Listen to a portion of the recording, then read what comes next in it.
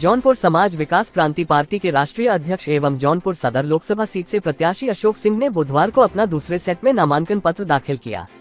अशोक सिंह अपनी पार्टी के चुनाव निशान गन्ना किसान की वेशभूषा में बैलगाड़ी से नामांकन पत्र दाखिल करने कलेक्टरेट परिसर पहुंचे।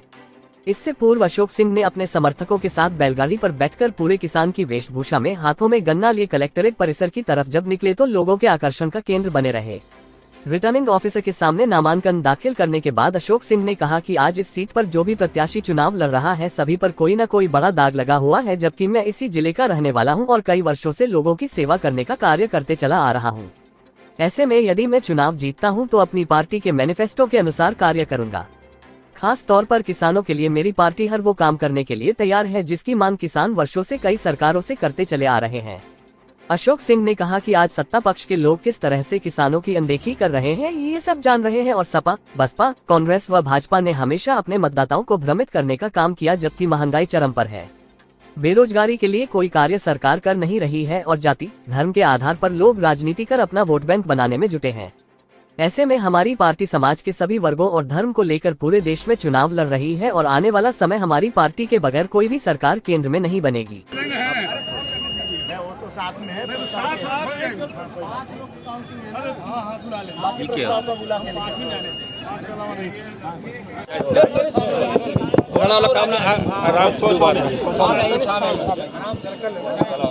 साहब, आपके क्या मुद्दे हैं चुनाव में लेकर इस बार? जी, मेरा मुद्दा है कि जैसे आपने देखा किसान का बेटा होने के नाते मैं गन्ना किसान चुनाव चिन्ह लेके आया हूँ। आज आपने देखा है कि मैं ये बताना चाहता हूँ यहाँ की जनता को कि अगर किसान नहीं रहेगा तो देश खुशहाल नहीं हो सकता, देश जीवित नहीं रह सकता। तो लोगों ने किसानों की मौजूदा सरकार किसानों की अवहेलना की है, उनकी मांगें नहीं पूरी की है, तो उनकी मांगें पूरा करने के लिए मैं मैदान में आया हूँ। 73 लोकसभा से पूरे देश में भी हम कैंडिडेट खड़ी कर रहे हैं, लेकिन मैं समाज विकास क्रांति पार्टी का राष्ट्रीय अध्यक्ष होने के नाते 73 लोकसभा जौनपुर का कैंडिडेट होने के नाते ये वादा करता हूँ कि इनकी सारी मांगें मैं पूरा करूँगा। किसान का भला होगा, किसान का विकास होगा, किसान के हर समाज का विकास होगा।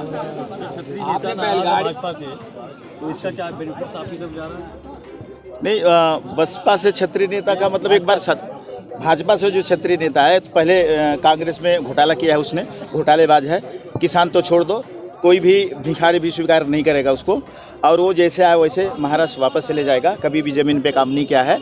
और बीजेपी में भी आया है घोटालाबाज करने के लिए, तो जनता सब समझती है और अस्वीकार कर रही है। आपको टक्कर कौन दे रहा है? मुझे कोई टक्कर नहीं दे रहा है, सब मुझे लड़ रहे हैं मुझसे, ठीक है, सब मुझसे लड़ रहे हैं।